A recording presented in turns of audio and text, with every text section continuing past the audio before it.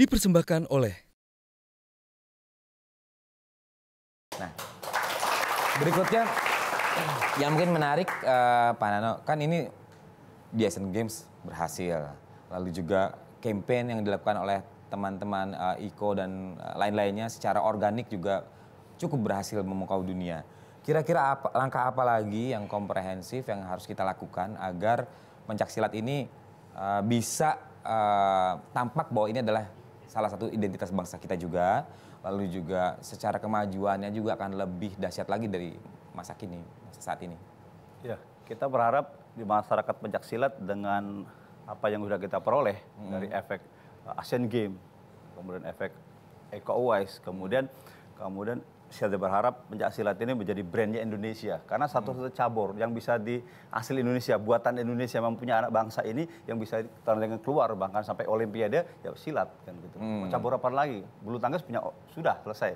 Kemudian untuk yang cabur lain kan sudah. Nah, silat ini masih bisa diharapkan begitu tahun 2032 Indonesia tuan rumah Olimpiade. Ya, kalau dia kan sebelum-sebelumnya tiap 4 tahun, 28 atau 24 kita sudah dipertandingkan di situ. Sehingga pada saat Indonesia tuan rumah kita betul-betul ada cabur andalan kan gitu loh. Oh, cabang orang yang kita bisa jadi untuk pengaruh medali juga ya di situ. Kalau dari kemarin kan ada dari 16 itu 14 itu kita dapatkan. Kira-kira apa yang membuat kita begitu solid di situ? Apakah memang bangsa-bangsa yang lain belum terlalu menguasai atau? Kelebihannya karena kita sempat latihan sampai 3 tahun. Oh itu beda dia kalau ya. Yang namanya kita mungkin TC itu paling lama tuh 3 bulan 6 bulan tuh ya. Setahun paling yang paling panjang ya. Ini untuk yang Asian Games kemarin itu betul-betul dapat kesempatan berlatih sampai 3 tahun berlatih. Berarti kalau TC seperti itu biasanya memang kan biasanya biayanya cukup banyak deh.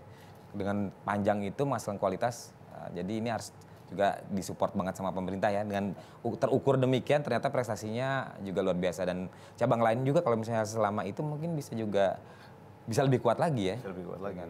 Makanya harapan kita dari orang masyarakat silat, kalau ini silat sudah sampai di sini barangkali kita masih harus berbenah kemana aturan atau regulasinya kita tetap harus perbaiki supaya ini bisa diterima oleh semua bangsa-bangsa yang lain. Kemudian juga bagaimana support pemerintah tadi. Saya butuh sekarang betul-betul leadernya Menpora kemarin sudah bergerak, tolong ini dilanjutkan di 2019, siapapun nanti pemimpinnya paling tidak silat harus sudah betul-betul jadi branding Indonesia yang bisa kita promosikan ke beberapa negara-negara lain supaya silat Olimpiade. Nah, mungkin kalau dari Iko, harapan untuk pencaksilat ke depan seperti apa?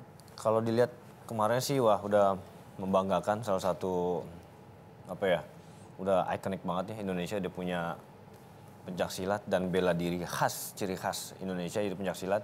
Ya, memang selain dari pemerintah, ya kita lagi pemuda-pemuda bangsa, Mas Yofi. Jadi tidak hanya untuk dorongan dari pemerintah, tapi dari jiwa kita masing-masing yang benar-benar dari jiwa atlet dan yang pemula ataupun yang udah senior. Jadi lebih sungguh-sungguh, lebih dari hati untuk mengerjakannya seperti itu. Ya, lebih dari hati untuk mengerjakan dan mencintai pencaksilat sebagai olahraga kebanggaan bangsa ya di cabang. Jadi tadi Olimpiade kita sudah dapat banyak dan itu juga memang moga-moga itu dimiliki oleh bangsa kita ya.